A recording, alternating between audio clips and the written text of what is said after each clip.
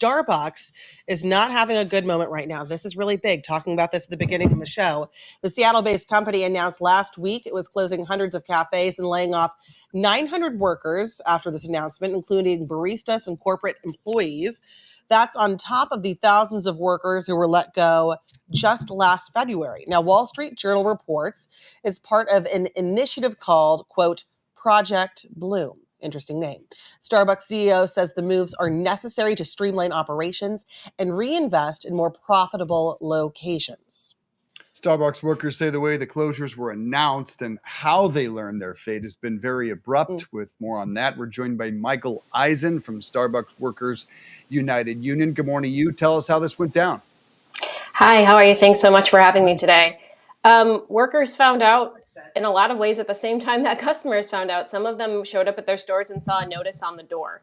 And these are plans that we know from the company were being enacted as early as this past spring. So there were months to get workers prepared for this experience, possibly get them transferred to other locations that worked for them.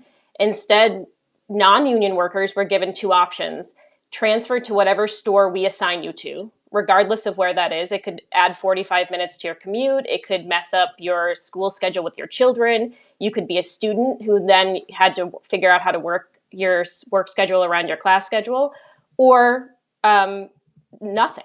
You got nothing if you didn't accept that transfer. Those for the workers who are being transferred. Fortunately, for the unionized Starbucks workers, we had the potential to bargain over this close, which allowed us to get those workers some protections that non-union workers didn't have. And in this case, it meant if you were transferred to a store that you couldn't physically get yourself to, you still got the severance pay. Whereas non-union workers were told, accept this transfer. If you got a transfer at all, some workers did not, or you get nothing. So it was very sad. I also think that headline is a little misleading. That 900 number refers to the corporate level jobs, the corporate level workers that were laid off. They actually don't even consider the workers within these stores in that number. We're talking, thousands of workers who were affected by these store closures, not just that 900 number. Oh, thanks for clarifying that. We didn't know that does make it bigger. We were talking earlier about how Starbucks, even just to the casual observer, seemed to have perhaps gotten overextended. There are some city blocks in New York where there's two Starbucks on, catty corner from each other. Is that what happened here? I mean, is that the problem of they just overdid it?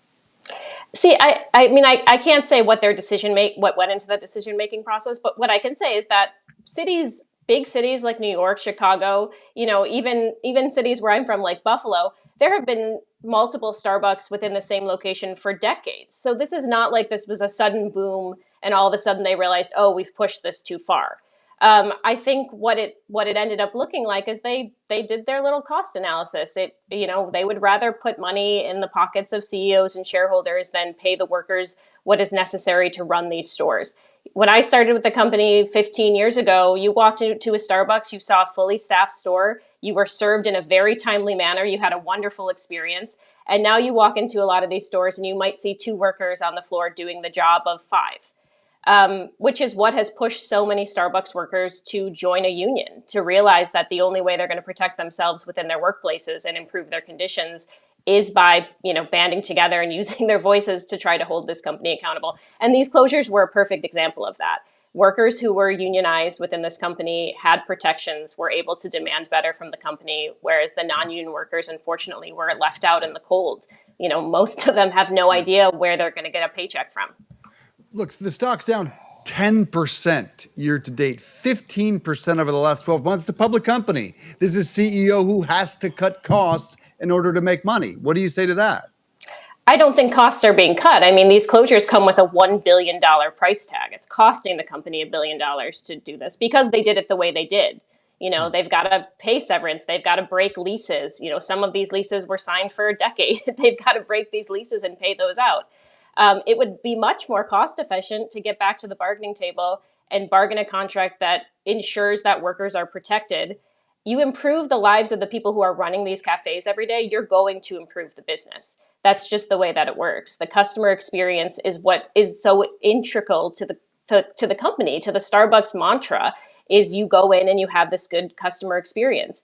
if you want customers to come back to these stores, you have to create an environment that's going to bring customers back to these stores. And to do that, you have to create an environment that is a good environment for your workers to be in. We're about to enter into the holiday season at Starbucks. That is traditionally the busiest season for this company. I did 15 holiday seasons. I know what it looks like in there. You can't have customers walking in to get their peppermint mocha and see two people running around trying to get everything done, and they're spending $8 on a beverage and waiting 30 minutes to receive it. There are lots of ways to invest in this company that can make it better. And one of those ways is to invest in the people running these stores every day. Michelle, thank you so much for joining us and sending our hearts to you. I know this is probably a terrifying time to be a part of the company. And so we're thinking of you and really appreciate your insights this morning.